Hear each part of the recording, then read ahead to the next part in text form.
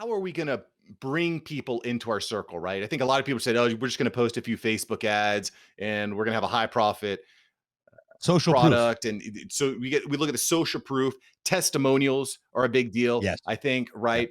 And how are you outreaching? How are you finding people to network with? They're, You just getting on the you know, phone, like obviously now in the days of coronavirus, you can't just go start knocking on doors and showing up at businesses. So how are you finding people? they're finding me, dude. It's Okay. really I mean, I wish I could describe it. And it's also strategic deals like with Shay and people that have authority already that say, hey, listen, I did it. You need to do it. Yeah. So doing that, I'm working on my second book. I'm almost done with it. Podcasts suck, if you don't know what you're doing.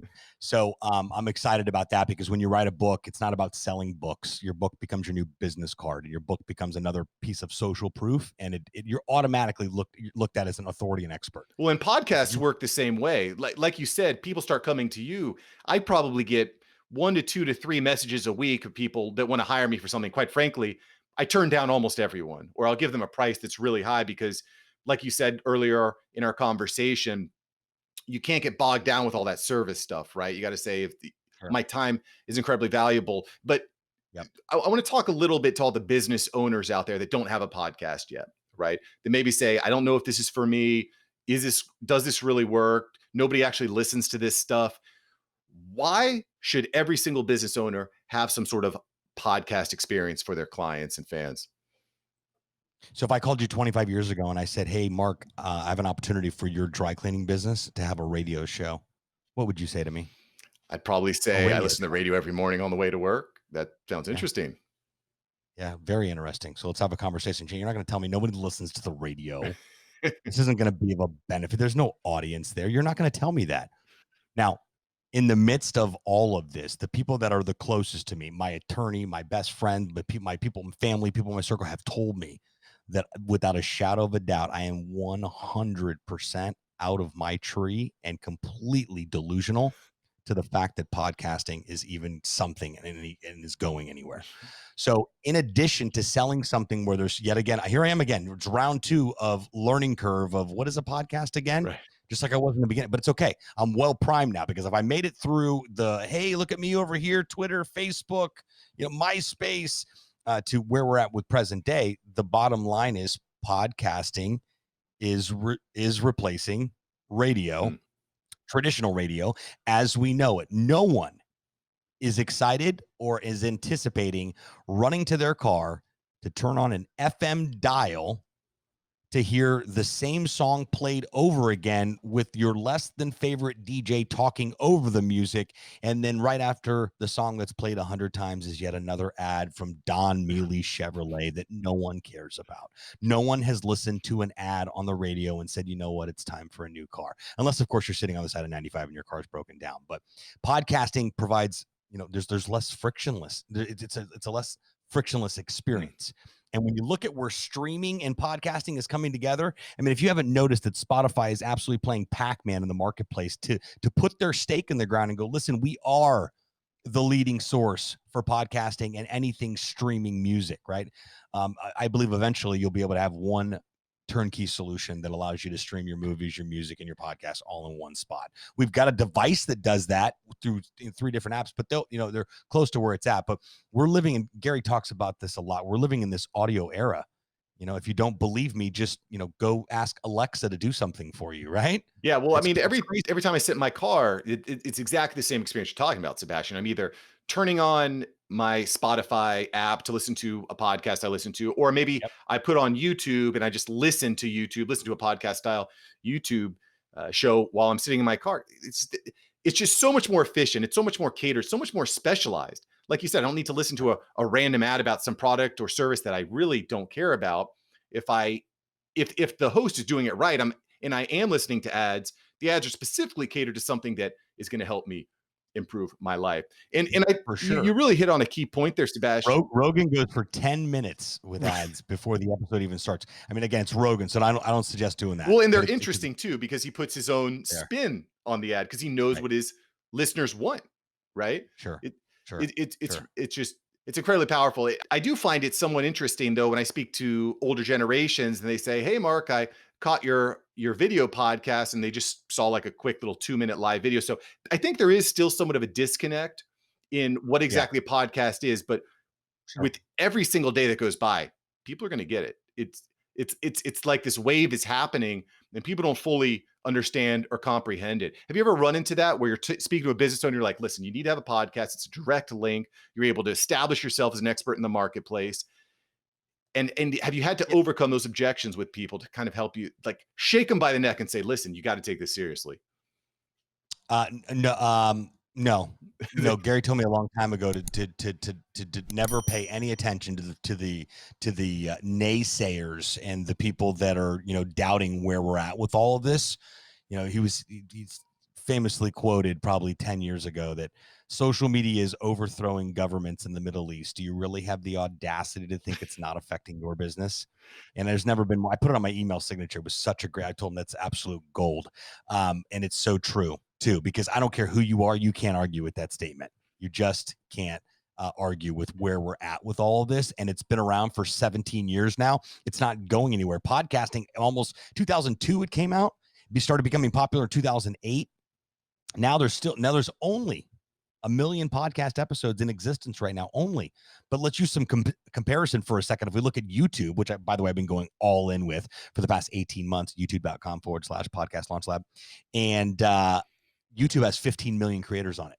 So 15 million creators, 1 million podcasts. And we don't even know if all those podcasts are active. Right. Statistics would tell us that the average podcast doesn't make it past the 6th episode before it makes its way to the podcast graveyard.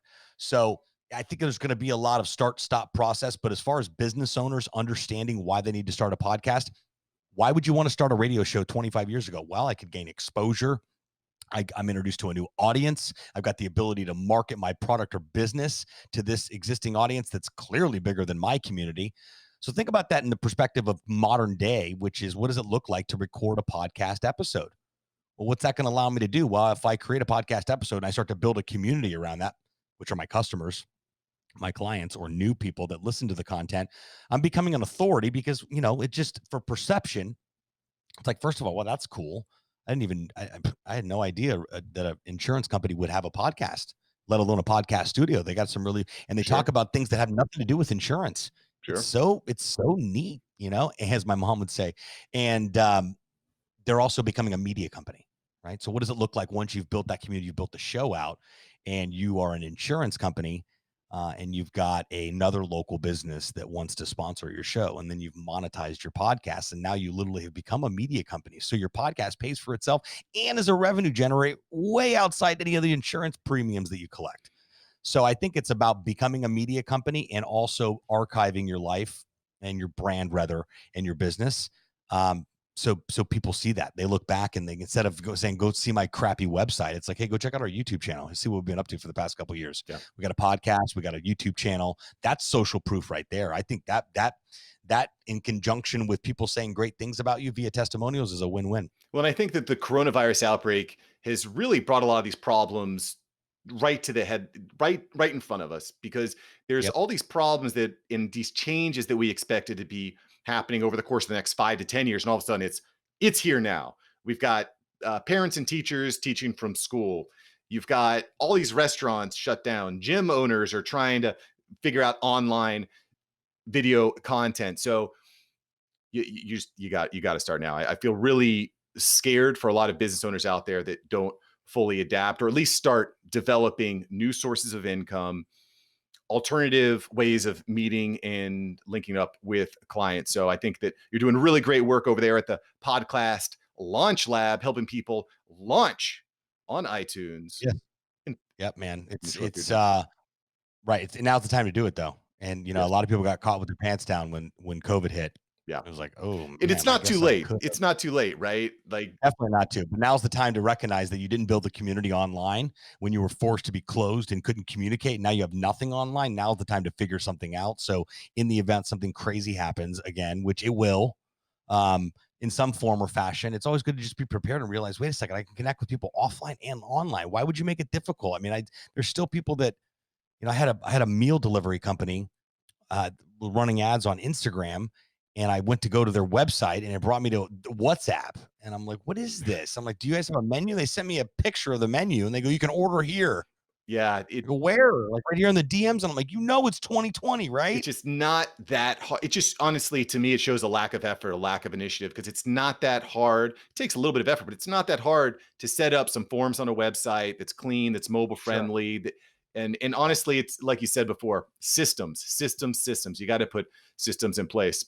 So, Sebastian, before I let you go, I just want to remind everyone, check out Sebastian at the Podcast Launch Lab. If you're in South Florida, he's got a great physical facility that you can visit.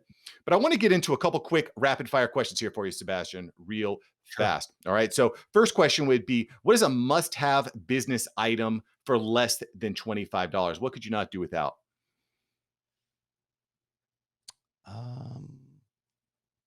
I would say for 25 bucks. Gosh, man, that's like real-time Jeopardy. God, I'm buying gadgets. I'm a gadget. I mean, this whole studio is laced out with every gadget on the planet. I would say I'm looking at it right here. My nifty iPad tripod Tripod. right here.